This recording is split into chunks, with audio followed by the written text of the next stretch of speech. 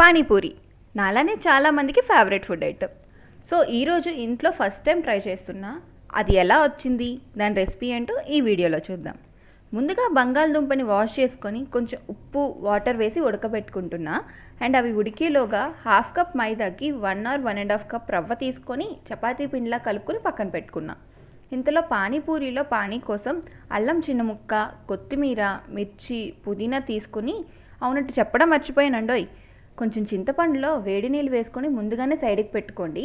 అది ఇలా అయ్యాక మిక్సీలో రిమైనింగ్ ఇంగ్రీడియంట్స్తో పాటు గ్రైండ్ చేసుకుని అందులో ఉప్పు, జీరా పౌడర్, ధనియా పౌడర్ వేసుకొని తగినంత పానీ వేసుకుంటే మనకి పానీపూరిలో పానీ రెడీ. అండ్ మన పొటాటోస్ కూడా ఉడికిపోయాయి. సో దాన్ని నీట్గా కట్ చేసుకొని ఇలా స్మాష్ చేసుకొని అందులో కట్ చేసిన ఉల్లిపాయలు, పసుపు, కారం, ఉప్పు, పచ్చిమిర్చి వేసుకుంటే మన కర్రీ కూడా రెడీ.